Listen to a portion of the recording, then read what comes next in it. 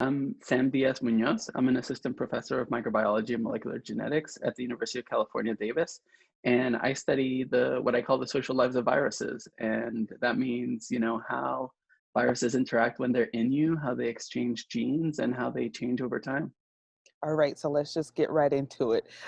Can you explain these biological differences between the Pfizer vaccine, Moderna, and AstraZeneca? Yeah, so the Pfizer and the Moderna vaccines are extremely similar. They're based on both the same viral principles. It has the same viral target, and it also has the same delivery platform, which is the so-called messenger RNA. And probably the best way that I've found to explain um, what messenger RNA is, it makes every protein in your body for any organism.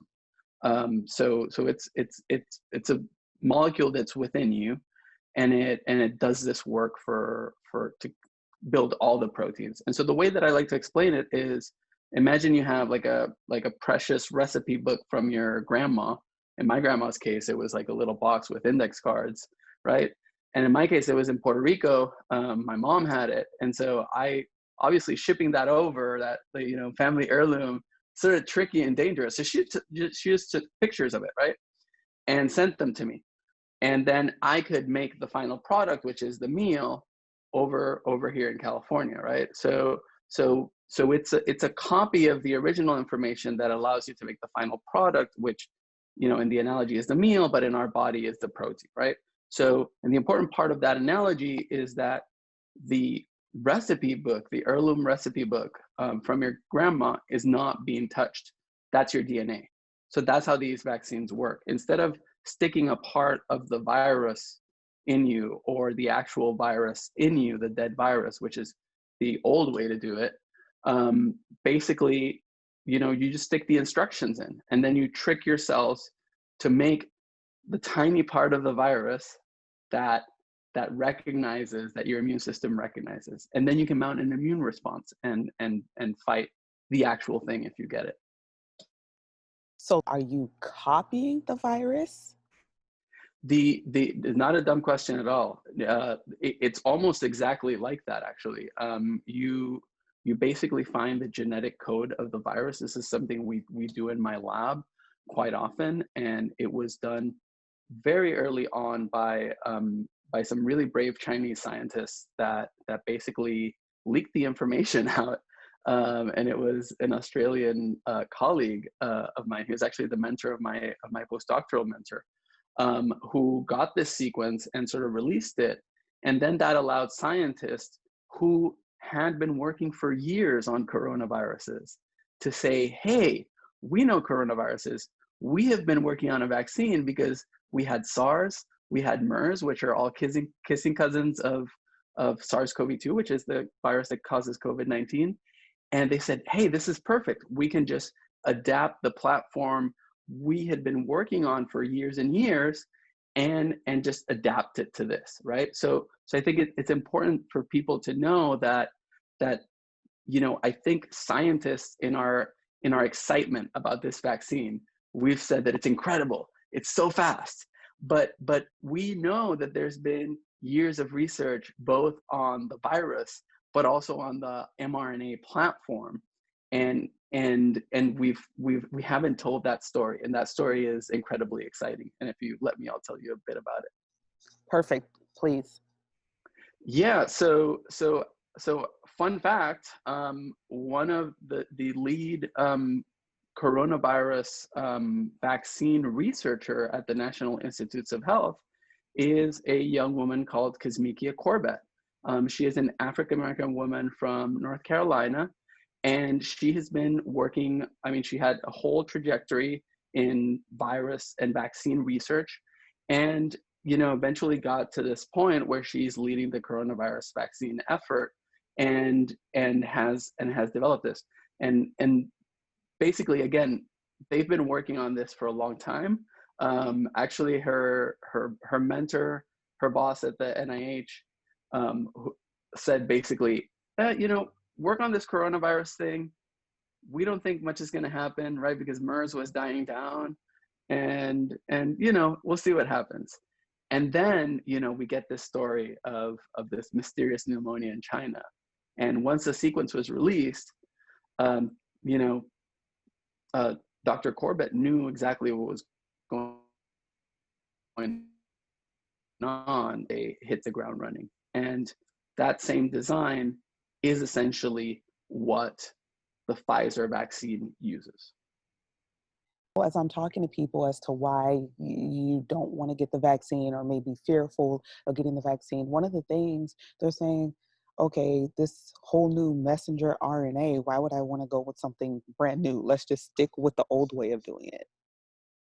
No, it's a great question, and I think it's great that people have this curiosity and they should be seeking out information. I think again we're excited about it, so I think we sometimes, you know, don't communicate the details.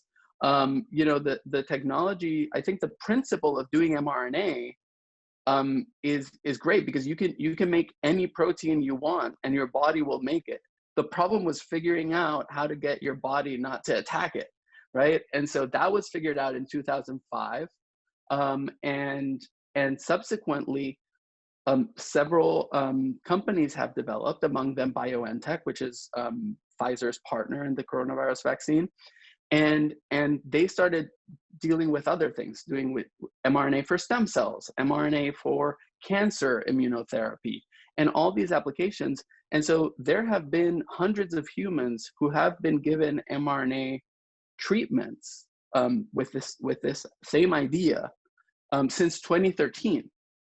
I mean, it is true that it hasn't been approved yet, but it is not true that it hasn't been tested in humans, right? And so why do we use that? Because it's a pandemic. And mRNA, one of the compelling reasons to use it is that it's really easy to work with. It's basically harmless nucleic acids, as opposed to having to grow the virus and having to wear like an astronaut suit, basically, to grow this dangerous virus in the lab, right? And you have to grow huge quantities of it, right? And then you have to inactivate it, and you have to make sure you inactivate it properly, because if not, you can cause disease in people, right? So the mRNA has a bunch of advantages, and I think going forward we're going to see this as a turning point where we're going to be like, wow, this is an amazing platform. You know, it's great that we had the opportunity to test it at this large scale, and going forward I think it's going to be one of the great tools going forward for disease. Now, if one of your friends came up to Yeah. you and just said, uh, I don't know, I don't trust this. They came up with a vaccine in 10 months, but you know, they can't come up with something like for HIV or for cancer. What would your response be? Yeah, it wasn't developed in 10 months. It wasn't developed in 2 days. A lot of headlines about that. These people have been, the group of coronavirus researchers that I've been talking, which includes Kizzy Corbett, includes Barney Graham, includes Mark Dennison. A bunch of people have been working on this before even SARS. So we're talking pre-2000. So just to be clear, the second concern is actually very valid. The question is why, you know, how can we come up with a vaccine for this when we can't even control the flu, which is something that I study. So I can talk about this. The flu, it mutates 100 times more quickly than the coronavirus. Okay, the coronavirus has this mechanism where it can correct its RNA, which is its equivalent of DNA. They use RNA as their genetic material, but it can correct it. So it has a mechanism to do that. So it changes 100 times more slowly than the coronavirus. And HIV changes even faster than the flu. And so it's the biological entity that we know that mutates the fastest. That's basically been researched a lot. The other problem with HIV is what does HIV attack? It attacks your immune system. It's human immunodeficiency virus. So the thing that we use to combat viruses, this virus attacks. So I mean, it's one of the most difficult pathogens to control, right? And we do, at least in this world, in the US, we have the resources to really keep that virus at bay, and that's been a huge success. So we don't have really a cure, but people live for years with antiretroviral therapy, which is nothing more than something that just tamps down the virus, makes it undetectable, and people live, fairly normal lives with, a few pills a day. So I mean, it's a great question. Cancer as well. I mean, cancer is more complicated question because cancer is not one thing, right? Cancer is a bunch of things because there's different, it's basically the only thing that cancer means is uncontrolled cell division. So one of your cells says, I'm going to go rogue and peace, and starts just multiplying, right? And so that's different if it's your blood. That's different if it's your breast tissue. That's different if it's your testicles, right? Those are all different cells, as people know, right? Those all have different functions. So we're not going to come up with one treatment for all of those, right? And for example, pediatric cancer is something that I mean, it isn't cured yet, but if you look at where we were before versus now, like, you can basically cure a lot of pediatric cancers, and that's been an amazing success, right? And we have other tools, but those things are gonna, it's sort of one step forward, one step backwards, right? In the same breath, I can talk about polio, right? Who do you know someone who's gotten polio lately? No, but it shows the importance of vaccines, because some of the vaccination programs in other parts of the world, notably Iran, there's not progress in vaccination that's cropping up again, right? So you can really see the effects there. Smallpox, another virus, completely eradicated from planet Earth, right? So those viruses had particular characteristics that made it really easy to just get rid of them. Okay. And then moving to AstraZeneca, um, Yeah. and how is this one different than the messenger RNA vaccines? Okay. So this is a completely different technology, like completely different. Okay. So, what do viruses do?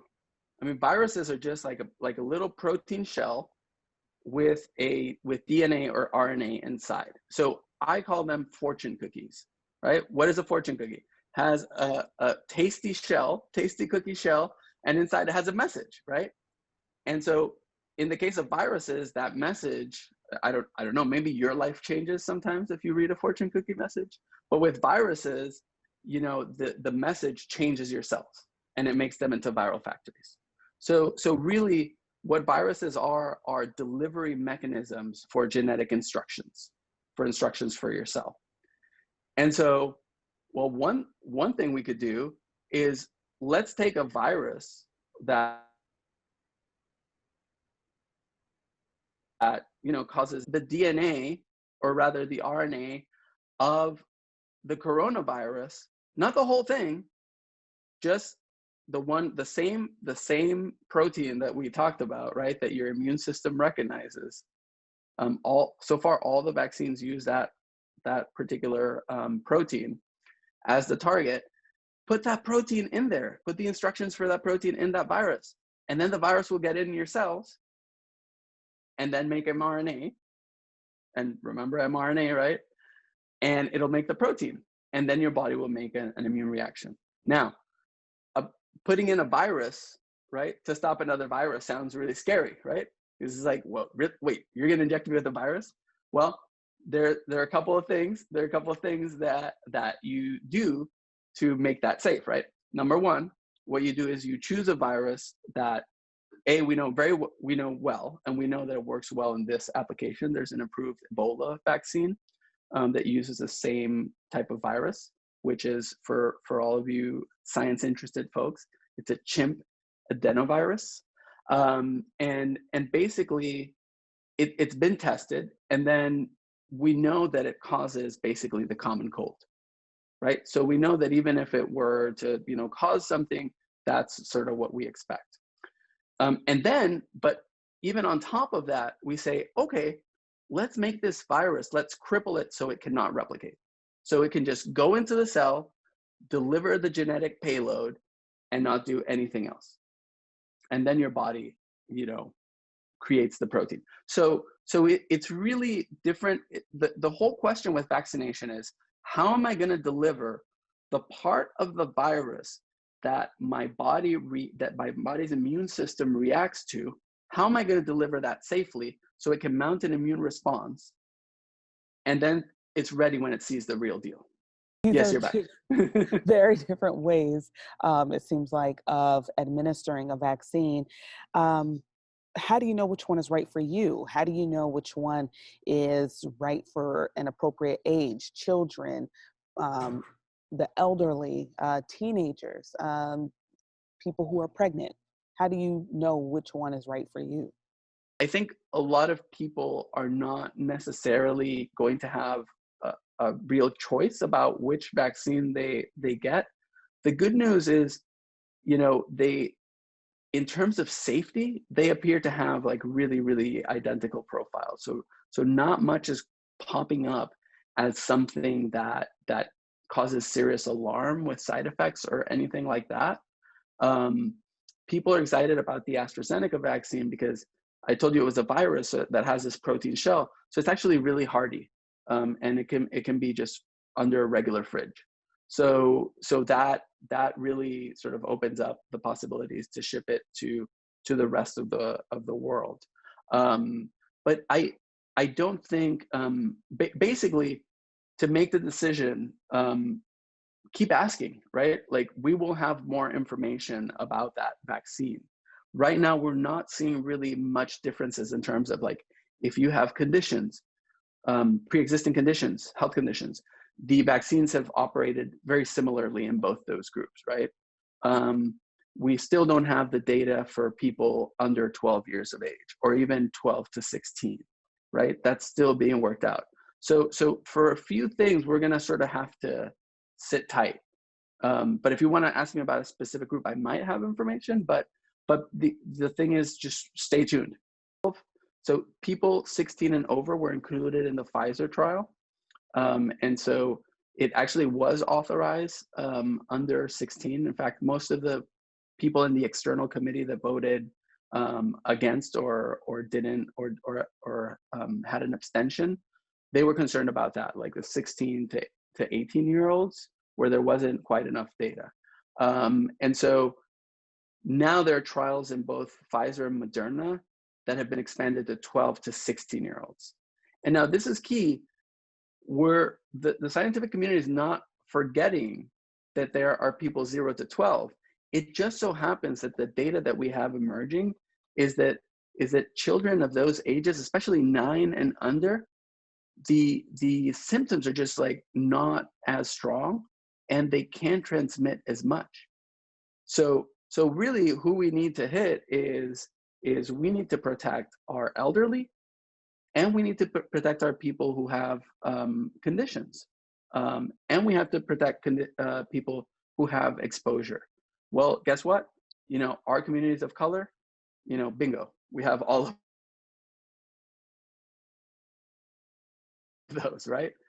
Within conditions, because of, I mean, some people want to ascribe this to biology, and I'm like, you know, it's structural problems in society, a lot of times structural racism that causes these pre-existing health conditions, right? Our environment, what I call the ecology, is not divorced from biology, right? Um, and so we have those, and on top of that, you know, we're disproportionately represented in, you know, nurses, in janitorial staff, in Uber drivers, in all these professions that have been out there, you know, during the pandemic because they have to, right? So those are the people we wanna protect and prioritize. Another group, people, a lot of questions about pregnancy and lactating moms. So basically, there we need more data.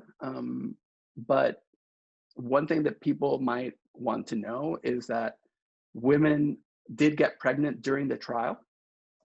Sorry, during the trials, during both trials, Pfizer and Moderna. So, and had no complications. Everyone's healthy. So, I mean, that's a good sign that if you were vaccinated, you know, that you know, it carried to term and everything was fine, you know. Um, I think I've covered most of it. I think maybe the last thing is I you know I think all of us make decisions on in health in terms of costs and benefits. Like even if we don't realize it, like if you think if you're in a holiday party, right, and you've been drinking a little bit, having dinner, right, and then someone offers you like a shot of tequila, right? Well, right there you have a decision to make. You're like, I'm gonna feel really good with a shot of tequila right now, but it's going to have some cost tomorrow morning, right? So you need to know sort of both ends, right? You need to know the costs and the benefits, right? And so we've talked about the costs and the benefits of the vaccine. There's detailed information about that. But what I think a lot of people don't know are the costs of COVID.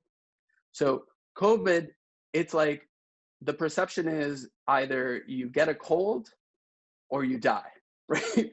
And that's actually not true. So the people who are recovering from COVID, 50 to 80% of them months after have problems with their heart, with their lungs, obviously, and with their kidneys, right? And uh, we don't know the number yet, but it's estimated somewhere between 10 and 20% of the people who get mild COVID get something that's called long COVID. Hang, These are the hang on, you basically, went out.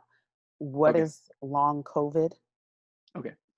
So we don't have the exact number yet, but somewhere between 10 and 20% is estimated of people who get mild COVID actually get something called long COVID. These are so-called long haulers. These were patients that called themselves long haulers because the medical community hadn't recognized them. And what they get is something that's very similar to chronic fatigue syndrome. And it's exactly what it sounds like. You just get fatigued all the time. And you have athletes that would run a 5K in 20 minutes can't go up a flight of stairs anymore, right?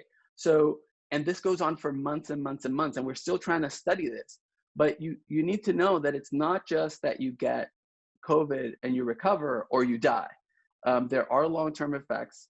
We know there's documented reinfections, so you're not immune from it. So just know all those causes that COVID can have, so you can make an informed decision. And by all means, ask. We're here for you.